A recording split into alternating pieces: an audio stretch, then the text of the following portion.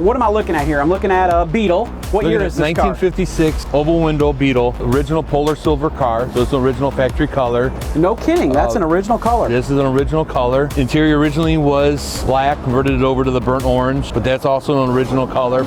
Adjustable front beam, adjustable rear plates to get it lower down. Full German, so it's German European bumpers, European headlights. Pretty much everything that would be in Europe is on this car. Porsche 356 steering wheel, loose nuts, safari glass, inside pop-outs. Yeah, so this is not your typical Beetle, Not right? even close. So the average Beetle does not have the safari glass, and that attracts me to these things immensely. Like, it takes the level of coolness up just a whole bunch to me. Yes, it does. Do you know the difference? Like, how many Beetles out there have this safari glass? You know, was it a common option, or was it? It wasn't rare? even an option in the beginning. These are really? an afterthought that came from the buses. Oh no, yeah, of course. The buses the had safari, it, yeah, safari glasses, and then there's a guy in West Coast that makes these.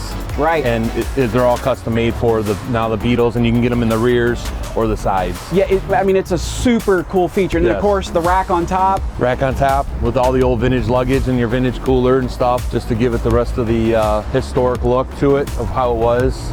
Right, now you added these wheels. Yes. Obviously not factory No. Beetle wheels. And am I crazy, or is that a 5-lug? They're a 5-lug, 205 by 5-lug. That was the original. Oh, it was? I thought Beetles were 4-lug, so they're a 5-lug wheel. Early Okay. Beetles, all early Volkswagens were a 205 by 5-lug pattern. So your buses, your Beetles, everything was this pattern on the early Beetles.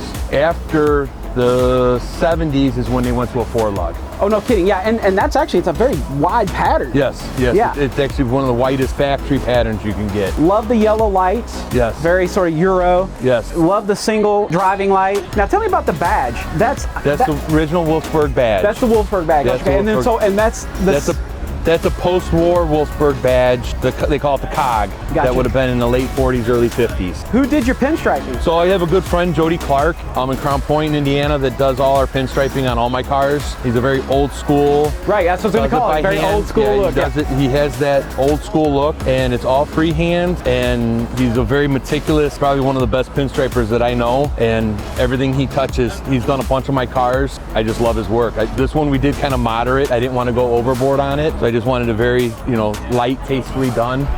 Back into the interior. Now, that, like you said, was originally black. Yes. Now you've changed it over to this color, but also there's something a little bit special about that steering wheel, if I remember. Yeah, that's a Porsche 356 steering wheel from the 50s. The gear shifter is a Elizabeth gear shifter from Vintage Speed. It's one of their limited gear shifters, and everything else in there is pretty much an era correct for a 56. Well, I got to tell you, with the package tray. When I was young, I had this like aversion to Beetles, and I think it was because so many people had them. Like everybody in my high school had one, and I was like, I would never have a Beetle. I would die to own this car. I love it. This is one of just the best ones I've ever seen. And man, congratulations just on having a really cool ride. Thanks, man. Thank you very much.